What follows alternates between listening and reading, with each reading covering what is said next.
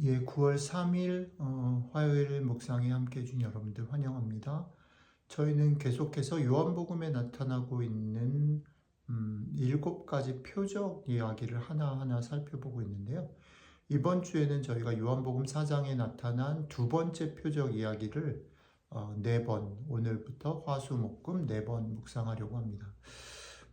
특별히 오늘은 이 요한복음 얘기 두 번째 표적 이야기가 마태복음하고 누가복음의 비슷한 이야기로 병행 구절 같이 이렇게 소개되고 있는 부분이 있거든요. 그래서 마태복음, 누가복음, 요한복음 이 세 곳을 같이 천천히 읽어보고 세 가지 이야기가 어떻게 같고 다른지 좀 살펴보면서 그럼 요한복음이 얘기하려고 하는 그런 표적, 그런 특징은 무엇인가? 그리고 그게 우리의 삶에 어떤 영향을 미치는가 같이 좀 생각을 해보려고 합니다. 그래서 오늘 조금 길지만 본문 세 곳을 같이 읽고 같이 묵상 나눠보겠습니다. 첫 번째는 요한복음입니다. 읽겠습니다. 이틀이 지남에 예수께서 거기를 떠나 갈릴리로 가시며 친히 증언하시기를 선지자가 고향에서는 높임을 받지 못한다 하시고 갈릴리에 이르심에 갈릴리인들이 그를 영접하니 이는 자기들도 명절에 갔다가 예수께서 명절 중 예루살렘에서 하신 모든 일을 보았음이더라. 예수께서 다시 갈릴리 가나에 이르시니 전에 물로 포도주를 만드신 곳이라. 왕의 신하가 있어 그의 아들이 가버나움에서 병들었더니 그가 예수께서 유대로부터 갈릴리로 오셨다는 것을 듣고 가서 청하되 내려오셔서 내 아들의 병을 고쳐주소서 하니 그가 거의 죽게 되었습니다. 예수께서 이르시되 너희는 표적과 기사를 보지 못하면 도무지 믿지 아니하리라. 신하가 이르되 주여 내 아이가 죽기 전에 내려오소서. 예수께서 이르시되 가라 너의 아들이 살아있다 하시니 그 사람이 예수께서 하신 말씀을 믿고 가더니 내려가는 길에서 그 종들이 오다가 만나서 아이가 살아있다 하거늘 그 낫기 시작한 때를 물은즉 어제 7시에 열기가 떨어졌나이다 하는지라. 그의 아버지가 예수께서 너의 아들이 살아있다 말씀하신 그때인 줄 알고 자기와 그 온 집안이 다 믿으니라. 이것은 예수께서 유대에서 갈릴리로 오신 후에 행하신 두 번째 표적이니라. 아멘. 자, 그러면 이번에는 마태복음을 읽어보겠습니다. 마태복음입니다. 예수께서 가버나움에 들어가시니 한 백부장이 나와 간구하여 이르되 주여 내 하인이 중풍병으로 집에 누워 몹시 괴로워하나이다. 이르시되 내가 가서 고쳐주리라. 백부장이 대답하여 이르되 주여 내 집에 들어오심을 나는 감당하지 못하겠사오니 다만 말씀으로만 하옵소서. 그러면 내 하인이 낫겠사옵나이다.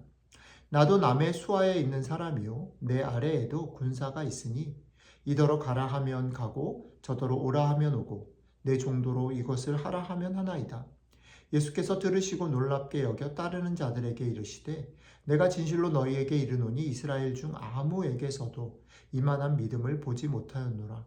또 너희에게 이르노니 동서로부터 많은 사람이 이르러 아브라함과 이삭과 야곱과 함께 천국에 있으려니와 그 나라의 본 자손들은 바깥 어두운 데 쫓겨나 거기서 울며 이를 갈게 되리라. 예수께서 백부장에게 이르시되 가라 너의 믿은 대로 될지어다 하시니 그 즉시 하인이 나으니라. 아멘. 자, 마지막 누가복음입니다. 예수께서 모든 말씀을 백성에게 들려주시기를 마치신 후에 가버나움으로 들어가시니라. 어떤 백부장의 사랑하는 종이 병들어 죽게 되었더니 예수의 소문을 듣고 유대인의 장로 몇 사람을 예수께 보내어 오셔서 그 종을 구해 주시기를 청한지라. 이에 그들이 예수께 나와 간절히 구하여 이르되 이 일을 하시는 것이 이 사람에게는 합당하나이다. 그가 우리 민족을 사랑하고 또한 우리를 위하여 회당을 지었나이다 하니 예수께서 함께 가실새 이에 그 집이 멀지 아니하여 백부장이 벗들을 보내어 이르되 주여 수고하시지 마옵소서. 내 집에 들어오심을 나는 감당하지 못하겠나이다. 그러므로 내가 주께 나아가기도 감당하지 못할 줄을 알았나이다. 말씀만 하사 내 하인을 낫게 하소서.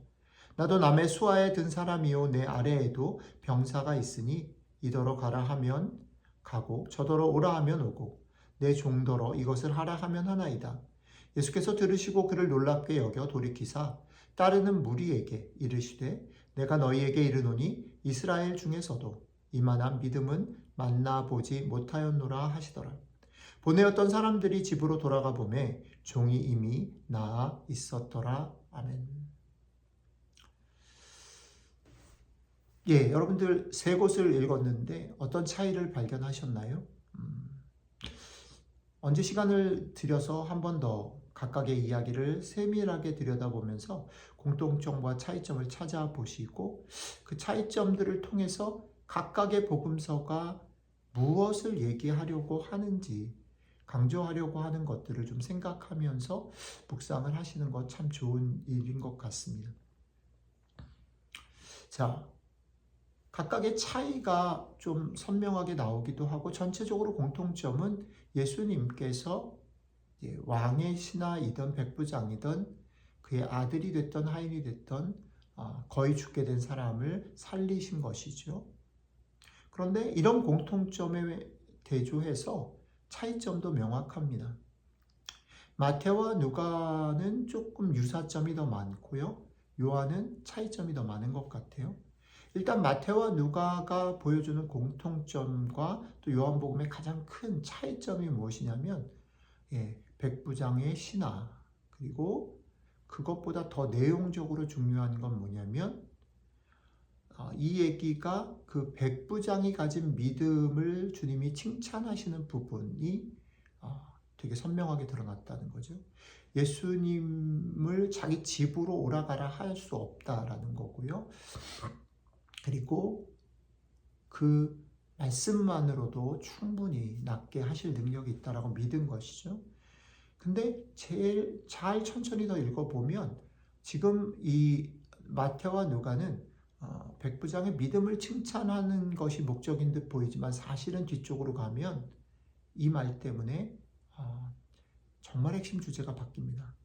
내가 너희에게 이르노니 이스라엘 중에서도 이러한 믿음은 만나보지 못했다. 그러니까 결국은 마태와 누가는 이 백부장을 동원해서 이 백부장, 그러니까 이방인인 백부장을 들어서 그의 믿음과 행동을 들어서 무엇을 얘기하고 싶은 거냐면 유대인들의 믿음 없음, 제자들의 믿음 없음들에 대해서 도전하고 꾸짖으려고 하시는 그게 포인트입니다.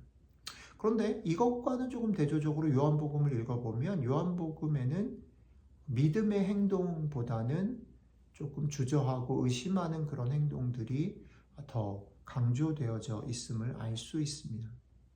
결국은 요한은 지금 이 얘기를 통해서 마태와 누가가 얘기하려고 하는 초점과는 다른 이야기를 하고 싶은 거지요. 믿음이 어떻게 일어나게 되는가, 그리고 그렇게 일어난 믿음이 그 사람의 삶에 그리고 그 사람 주변의 삶에 어떤 영향을 미치는가라는 부분을 더 강조해서 보여주려고 하는 것 같습니다. 우리가 어제 말씀 첫 번째 가나 혼인잔치 얘기를 나누면서 말씀드렸던 것처럼, 그리고 그 전부터 표적이라는 말을 가지고 말씀드렸던 것처럼, 표적이라는 것은 그 사건 자체가 아니라 그 사건 자체를 통해서 그 사건이 보여주려고 하는 가리키는 예수 그리스도, 예수 그리스도를 통해서 우리에게 오는 하나님의 나라의 특성을 우리에게 설명한다 했을 때, 그것이 기쁨과 자유, 온전한 능력이다라고 했을 때, 오늘 이 두 번째 기적, 표적이 우리에게 보여주는 메시지는 이런 거지요. 그것을 우리가 어떻게 만나게 되고 깨닫게 되고 또 누리게 될 것인가, 그리고 그 누림은 우리를 넘어서 어떻게 흘러갈 것인가, 이 얘기를 하는 거죠.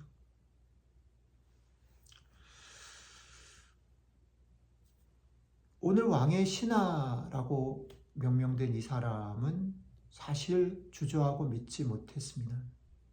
그래서 주님이 얼른 오셨으면 좋겠다라고 하지요.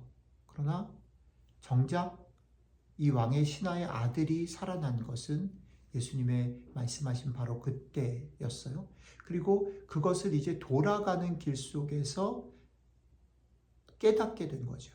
깨닫게 되고 믿음을 갖게 되고 그것이 이 사람뿐 아니라 주변에 영향을 미치게 됐다라고 설명하고 있어요. 하나님께서 이 사람에게, 예수님께서 이 사람에게 말씀으로 먼저 다가오셨고요. 그것을 바로는 깨닫지 못했지만, 깨닫지 못했으니까 믿지 못했지만, 결국은 그것이 이의 삶에 느낄 수 있게, 깨달을 수 있게 딱 다가왔을 때 깨닫게 되고, 믿게 되고, 용기를 내게 되고, 믿음을 갖게 됐다라는 거죠. 그리고 그것은 이 사람에게뿐 아니라 주변의 사람에게 영향을 미쳤다는 거죠. 오늘 아침에 우리가 이 말씀을 그러면 우리의 삶에 어떻게 비춰볼 수 있을까 생각할 때 오늘 이 아침에 우리가 이런 생각을, 이런 기도를 드렸으면 좋겠다는 겁니다. 어쩌면 우리의 과거의 삶에도 하나님께서 여러 가지 방법으로 세밀한 것으로 우리에게 이렇게 다가오신 사건들이 있었는데 그때는 그것 때문에 우리가 믿음으로 반응하고 용기를 냈었는데 사실 시간이 지났을 때 그것이 우리에게 얼마나 흐려졌는가 다시 한번 그것들을 돌이켜 다시 깨우쳤으면 좋겠고 그럼에도 불구하고 우리가 우리의 삶을 바라보면서 여전히 두려워하고 낙심하고 주저하고 용기 우리의 삶의 상황들에 매여 있는 부분들이 있다면 다시 한번 이 믿음을, 이 깨달음을, 이 용기를 달라고 기도하는 시간이 되었으면 좋겠고 오늘 하루 이렇게 우리에게 다가오시는 하나님의 나라를 맛보고 누리는 복된 하루가 되셨으면 좋겠습니다. 같이 이 말씀 가지고 오늘 하루를 살아가시게 되길 축복하며 기도드리도록 하겠습니다. 이 하나님, 우리의 삶 가운데 세밀하게 항상 우리를 돌보시고 인도하신 하나님, 그리고 그 하나님께서 우리의 삶에 함께 하셨던 믿음의 놀라운 축복들과 용기 있었던 삶들이 있었음에도 불구하고 오늘 새로운 하루를 맞는 그리고 우리들의 여전히 삶에 남아있는 문제들 앞에서 두렵고 떨고 낙심하는 우리들의 모습들 인정하고 고백합니다. 그런 우리들에게 오늘 말씀을 통해서 다시 한번 내가 너와 함께하는 것들을 맛보고 누리고 그것을 통해서 믿음을 가지고 용기를 내고 깨달았으면 좋겠다 말씀해 주셔서 감사합니다.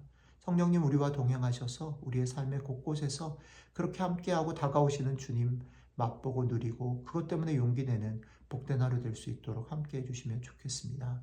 감사드리며 우리 주 예수님 이름으로 기도드렸습니다. 아멘.